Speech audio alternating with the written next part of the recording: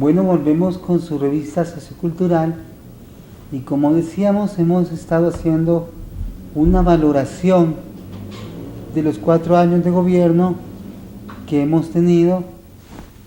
con el actual presidente y pues este presidente ha gobernado prácticamente con el apoyo irrestricto de los 2 poderes del Estado que lo acompañan en todas sus iniciativas, que es el poder legislativo y el poder judicial. Entonces, en este sentido, creemos que es importante valorar las actuaciones de la institucionalidad pública para poder entonces saber si la decisión que usted va a tomar el próximo domingo es la más sabia. Si usted quiere un gobierno que corresponda más a sus necesidades como ciudadano o ciudadana, entonces usted debe de estar informado. Hemos visto cómo la institucionalidad pública ha favorecido entonces totalmente todas las iniciativas del actual gobernante y su partido, pero también a su grupo empresarial. Y en este sentido hemos visto cómo la empresa privada ha sido muy castigada por el actual gobierno, sobre todo a nivel de la gran carga impositiva que se les ha puesto a los empresarios, pero es a los empresarios o aquel grupo de empresarios que no están, digamos, dentro de la estructura del grupo de poder económico que acompaña al actual presidente Juan Orlando. Y entonces vemos cómo se han impuesto algunas tasas impositivas, como por ejemplo este impuesto que establece que un empresario, sea que tenga ganancia o no tenga ganancia, siempre tiene que pagar este impuesto. Entonces, y así otras cargas tributarias. En ese sentido, la institución del gobierno que ahora maneja el tema del cobro de impuestos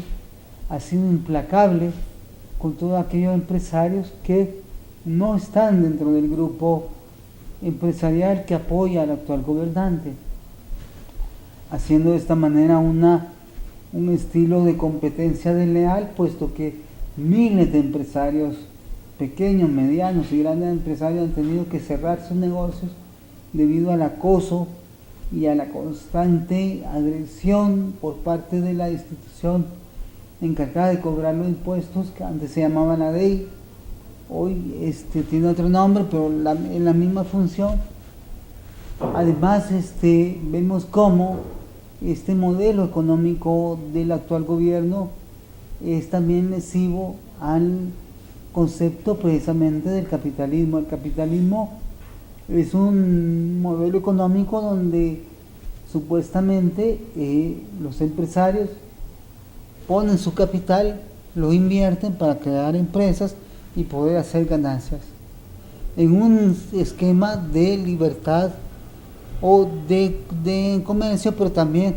en un esquema de libre competencia. Ahora esto se ha requebrajado en Honduras porque el actual gobernante, con esa gran descarga impositiva que ha puesto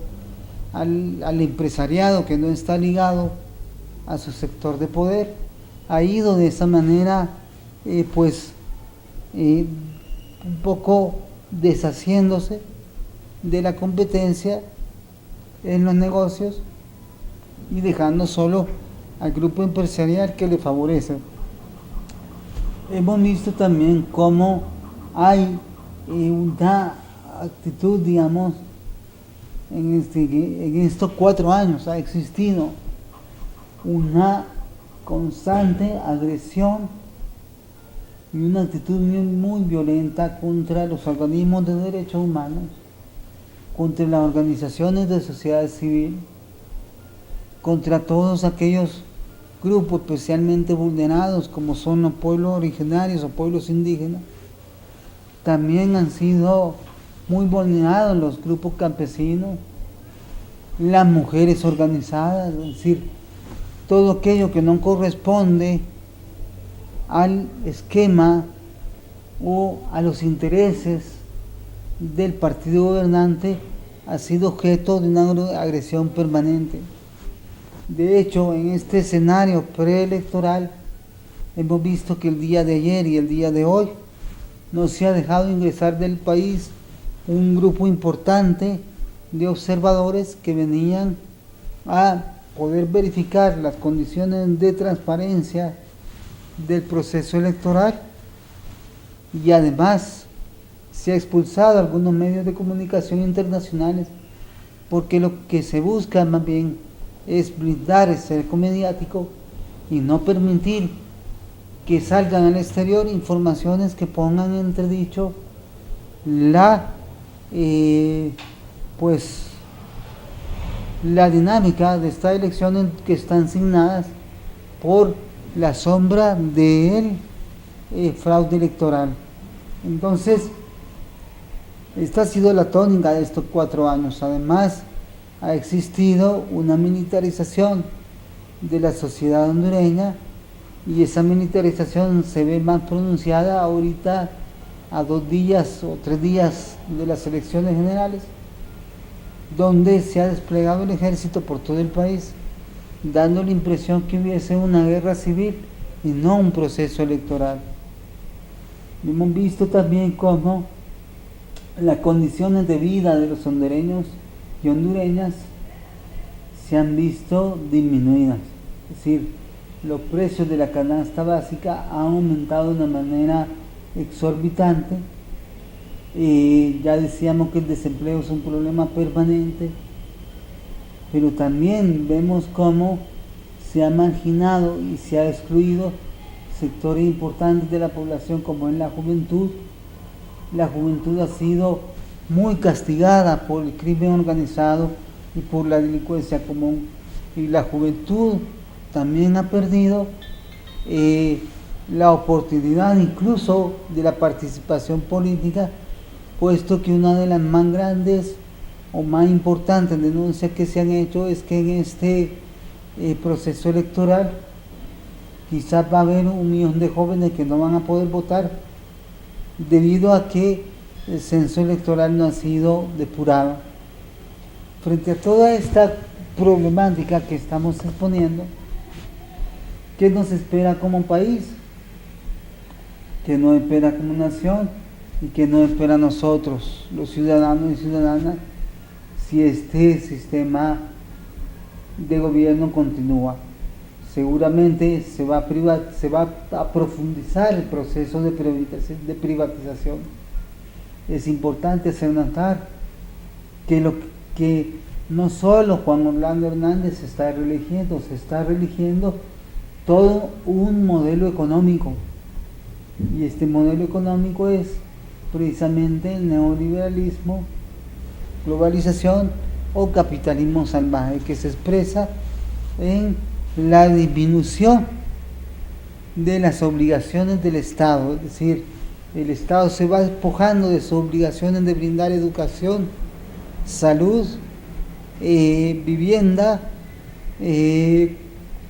empleo. Es decir, se va despojando de esas obligaciones y las vas ubicando en el sector privado, pero un sector privado que está manejando el poder y que precisamente se da ese binomio de grupo empresarial con el partido político gobernante para crear esta situación donde todos los servicios públicos se vuelven negocios privados y que favorecen al grupo gobernante. Vamos a ver también una mayor militarización de la sociedad. Si este gobernante sigue, vamos a ver también una persecución, digamos, un hostigamiento más fuerte quizás contra las organizaciones de derechos humanos, contra los sectores vulnerables, los estudiantes, las mujeres, los campesinos, los grupos indígenas, los grupos ambientalistas también. Hemos visto que los autores intelectuales de las muertes de Berta Cáceres y otros líderes ambientalistas no solo sigan la impunidad, sino que lo más probable es que sigan aumentando o vayan a aumentar, perdón, esos casos y que los que ya están permanezcan en impunidad. Por todas estas razones vemos entonces que el cuadro se vuelve sombrío si se sigue esta situación. Un poco llevando el tema a la actualidad, a este momentito que estamos de la historia de Honduras, en este día 23 de noviembre, vemos entonces cómo la situación del país es alarmante realmente. Es decir, para el domingo esperamos no unas elecciones que puedan permitir todas las garantías de ser un proceso transparente y donde el ciudadano que vota está totalmente convencido que se va a respetar su voto. No creemos que eso pase. Vemos cómo hay una estructura del fraude totalmente instrumentalizada, totalmente organizada, muy bien organizada y con mejores posibilidades que la elección anterior. Por tanto, la esperanza no es tanto que vote más gente de la oposición que la gente que apoya al actual gobernante, porque si eso fuera así, pues en el proceso del 2013 hubiera ganado el Partido Libre, pero no fue así. Y no fue así precisamente porque se organizó y se estructuró y se ejecutó un proceso de fraude electoral cuyo resultado es el que hemos tenido durante estos 4 años. Pensamos que sí, todo el que pueda debe de ir a votar, todo el que pueda de votar con su conciencia, no tanto por su conveniencia personal, sino pensar más en sus hijos, pensar más en el país. Pero también pensamos que la gente que esté en esas mesas, incluso el ciudadano común, deben defender el voto. Deben estar pendientes que su voto sea respetado y que no le puedan robar ese resultado, como ya sucedió en las elecciones del 2013 y que ha tenido tan graves consecuencias para nuestro país.